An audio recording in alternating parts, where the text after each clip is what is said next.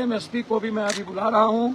कुत्ता कमीना साला कम्बल देते हैं तुमको। कार है भाई, इसको पता ही नहीं है, औकात ही नहीं है कि गुंडे को माफ नहीं करेगा। ये गुंडा है। दुनिया हाईकोर्ट बेंच के बारे में गवर्नर साहब ने स्वीकृति दी है, लिखा है। अभी ही मुख्यमंत्री से बात करने का आश्वासन दिया। डीएम एसपी को बोले हैं कि मैं बुला रहा हूँ और बीपीएससी चेयरमैन से वो डायरेक्ट बात किए।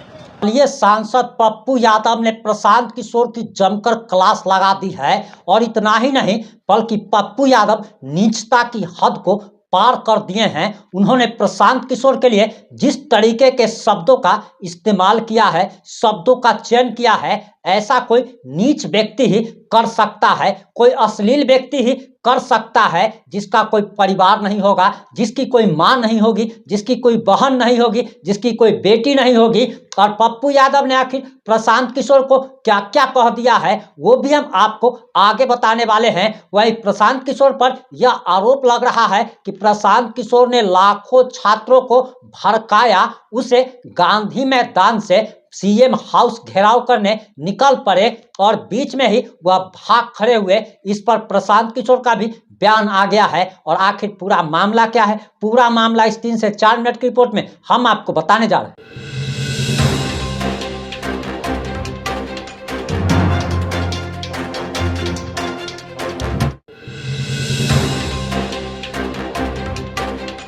नमस्कार, मैं प्रिंस कुमार सिंह और आप देख रहे हैं पॉजिटिव इंडिया। इस वक्त की सबसे बड़ी खबर, पूरे बिहार में बवाल मचा हुआ है। आज 30 तारीख को 30 दिसंबर को पूरे बिहार में चक्का जाम कर दिया गया है। सड़कों पर गाड़ियों का आना जाना काफी कम दिख रहा है और इतना ही नहीं बल्कि पूरे बवाल मचा कर रखे हुए हैं। जो लोग आ जा रहे हैं उनके साथ जबरदस्ती की जा रही है। लेकिन इसी बीच पप्पू यादव ने एक बयान दिया है और सबसे बड़ी बात कि पप्पू यादव राजभवन पहुंचे थे, जहां पर उन्होंने राज्यपाल से मुलाकात की। बीपीएससी छात्रों के हक के लिए, उनको न्याय दिलाने के लिए पप्पू यादव ने राज्यपाल से भी मुलाकात की है और उसके बाद वह प्रशांत किशोर पर भड़क गए। और प्रशांत किशोर को उन्होंने आखिर क्या कहा है, आप सबसे पहले उनका बयान सुनिए।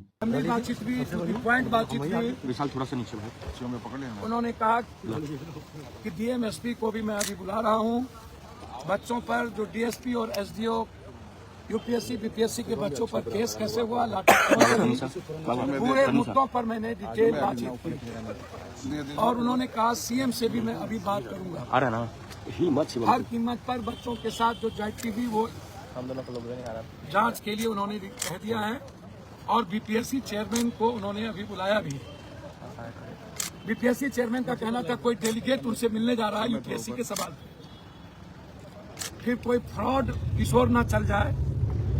इस आंदोलन को एक फ्रॉड किशोर ने बेच दिया, मुहिम खत्म कर दिया। सरकार से मिलकर के पदाधिकारी के साथ उन्होंने पैसे का साठगांठ किया और इस आंदोलन को बेच दिया और कल रात में जाके बच्चों को गाली गलौज किया।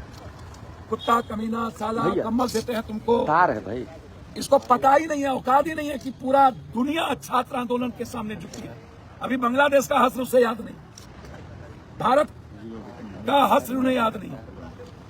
ये दौलत स्वराज पार्टी और ये फ्रॉड दुनिया का, बिहार कभी इस गुंडे को माफ नहीं करेगा। ये गुंडा है। ये जिस तरीके से बिहेव किया है इसको एक भी छात्र माफ नहीं करेगा। बिहार का आने वाली पीढ़ी माफ नहीं करेगा। इन्हें बिहार से भागना होगा। मेरे बच्चों के साथ जाति किया 3 बजे जाके गुंडों के साथ, 2 IAS IPS के साथ। इसीलिए मैंने पूरी शिकायत गवर्नर साहब से की है। पूर्णिया हाईकोर्ट बेंच के बारे में गवर्नर साहब ने स्वीकृति दी है, लिखा है हाईकोर्ट बेंच को कि बिहार में एक हाईकोर्ट बेंच और स्थापित होनी चाहिए। ये 2 बड़े मुद्दे जो बीपीएससी और पूर्णिया हाईकोर्ट के मुद्दे थे, जिसके लिए आज हम मुलाकात किए। और मैंने ये दोनों मुद्दे, ये पूर्णिया हाईकोर्ट है, ये पूर्णिया हाईकोर्ट का बेंच का है कि बिहार में एक हाईकोर्ट बेंच और ये मुद्दे। और उन्होंने अभी ही मुख्यमंत्री से बात करने का आश्वासन दिया। डीएम एसपी को बोले हैं कि मैं बुला रहा हूं और बीपीएससी चेयरमैन से वो डायरेक्ट बात किए और उनको कहा है कि आप पूरा डिटेल हमें आकर के बताएं कि किस आधार पर आप 4 तारीख को एग्जामिनेशन लेने की बात कर रहे हैं। ठीक है, थैंक यू सर। आइए हमारे साथ इस वक्त सांसद पप्पू यादव मौजूद हैं और राजभवन गए थे, राज्यपाल को उन्होंने ज्ञापन सौंपा है, उनके हाथों में वो ज्ञापन। आपने पप्पू यादव का बयान सुन लिया होगा। अब आपको बताते चले कि प्रशांत किशोर का भी बयान आ गया है और प्रशांत किशोर ने भी सफाई दी है। और आखिर सफाई देते हुए उन्होंने क्या कहा है, जरा आप उनका भी बयान सुन लीजिए। संसद से चुनकर आए हैं और इस नेतृत्व को, इस आंदोलन को आगे नेतृत्व देंगे। मैं इनका धन्यवाद करता हूं और मैं इनका परिचय कराऊं उससे पहले 2 मिनट में मैं कल की घटना के बारे में हुआ और जितने तरह की उसमें बातें चल रही हैं, लोग बयानबाजी कर रहे हैं, उस पर मैं एक बार आपको स्पष्ट बताऊं। परसों ये प्रशासन को सूचित किया गया था कि छात्र, चूंकि गर्दनी बाग धरना स्थल पर जगह कम है, सब छात्र एक साथ बैठकर बात करना चाहते हैं। इसके लिए गांधी मैदान में गांधी मूर्ति के पास सारे छात्र बैठेंगे। वहीं पर छात्र संसद में ये तय किया जाएगा कि आगे का रास्ता क्या होगा। सरकार का जो पहला है कि हमने परमिशन नहीं दिया, ये बिल्कुल सरासर गलत है। परमिशन का कोई सवाल ही नहीं है। गांधी मैदान सार्वजनिक जगह है, वहां लोग दौड़ने के लिए, बैठने के लिए, बातचीत करने के लिए जाते ही रहते हैं।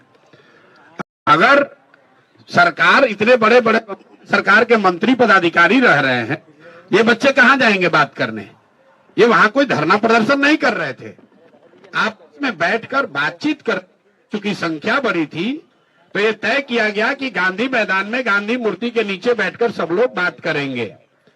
आप खुद देखा, सारे छात्र जमा हुए, कोई गलती किसी ने नहीं की, कोई हल्ला हंगामा नहीं हुआ, छात्रों ने आपस में बातचीत करी, कोई तोड़ फोड़ नहीं हुई। छात्रों ने अपने आगे का नेतृत्व का चयन किया। फिर वहां से हम लोगों ने तय किया कि सरकार को अपनी मांगों को देने के लिए हम लोग जाकर उनको ये ज्ञापन देंगे। चलने से पहले 2 निर्णय हुए सर्वसम्मति से।